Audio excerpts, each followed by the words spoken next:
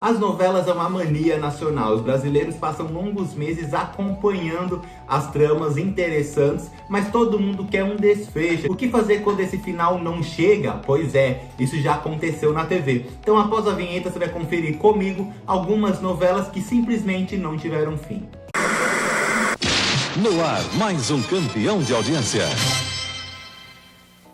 Vamos começar falando de Comédia Carioca, essa novela que contava em tom bem-humorado o dia a dia, a rotina de um casal da classe média do Rio de Janeiro. Por conta da censura, a novela simplesmente foi cortada, deixou de ser exibida, o público não soube o porquê e até hoje não tem uma explicação. A censura simplesmente barrou a exibição da novela. Assim como também a gente vai falar agora da trama Somos Todos Irmãos, também da Record e também de 1965. A trama assinada por Benedito Rui Barbosa contava a história de dois casais que tiveram seus bebês trocados no dia do casamento. Pois é, mas a audiência estava baixa, a crítica especializada também não estava gostando da novela e ela teve que ser interrompida por causa do horário eleitoral obrigatório. Acontece que a Record decidiu simplesmente não voltar com a exibição da trama quando o horário chegou ao fim. Então eles aproveitaram essa desculpa, horário eleitoral obrigatório, para suspender a novela e sumir com as fitas, sumir com o arquivo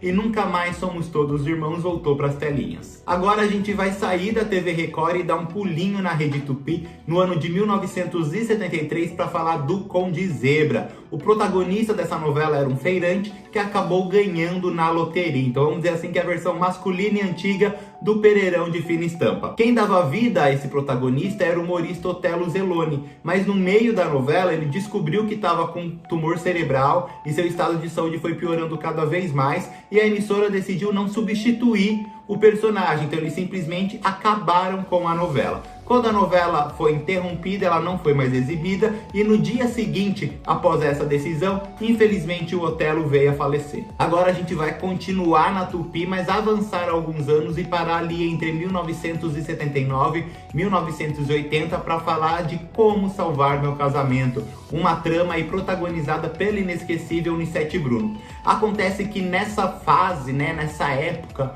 a Tupi já estava beirando a falência, então não tinha como administrar muito bem suas coisas, finanças, pagar funcionários, pagar atores, toda a equipe. Então, Como Salvar Meu Casamento, quando chegou no capítulo 140, a TV Tupi disse, informou ao público que no dia seguinte iria reprisar o capítulo 140. Mas isso, na verdade, era uma desculpa, porque eles não tinham o que fazer, eles não iam conseguir continuar com essa novela. Então, eles estavam tentando aí reverter essa crise muito grande que eles estavam enfrentando. Mas aconteceu que ela teve a sua licença cassada, a Tupi deixou de existir, e outra coisa também que deixou de existir foi o final de Como Salvar Meu Casamento. Agora a gente vai falar de uma trama assim recente, será que eu posso dizer assim? Que ela tem quase 20 anos de exibição, Metamorfose, que foi exibida pela Rede Record no início dos anos 2000. Se você acompanha aqui o Rede Rafa, você vai ver que a gente já citou Metamorfoses durante várias vezes, e a gente não poderia deixar de citar ela neste vídeo também. Então a história da Lia e sua irmã Circe, que sofreram um acidente, a Circe fez um transplante do rosto da Lia, não agradou ninguém. Então a audiência estava lá embaixo, os patrocinadores também, e a Record precisava fazer alguma coisa. Então o que eles decidiram fazer? Em um belo dia, todo o elenco da novela chegou para gravar e eles foram puxados para uma reunião. Nessa reunião foi informado que aquela seria a última semana de gravação. Pois é. Então nessa uma semana de gravação eles tentaram adiantar os finais dos protagonistas, daqueles personagens mais importantes, mas muitas histórias ficaram sem um desfecho, ficaram sem um final. Então o que aconteceu? Um narrador surgiu e foi narrando, o que aconteceu com esses personagens, simplesmente para eles encerrarem a novela muito antes do previsto. Agora a gente vai falar, acho que do caso mais clássico, quando a gente lembra novelas que não tiveram desfecho. Na nossa cabeça automaticamente vem Frida, essa novela fracassada da TV Manchete, que foi exibida em 1998.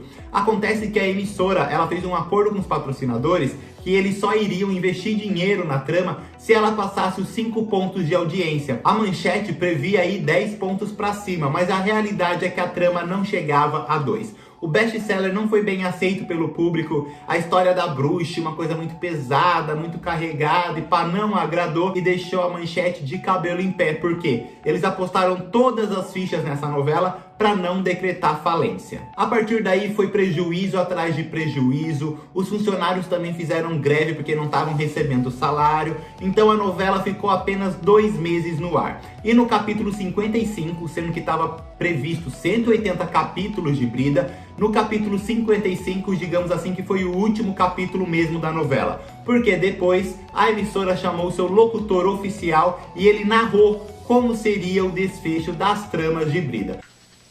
Deve haver algum engano. Por quê? Esses papéis estão em branco.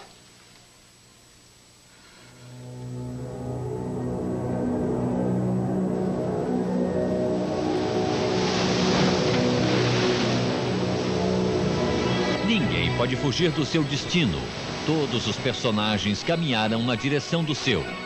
Depois de ser internada como louca, Brida foge do hospital com a ajuda de Mariano, um homem que será decisivo na sua vida.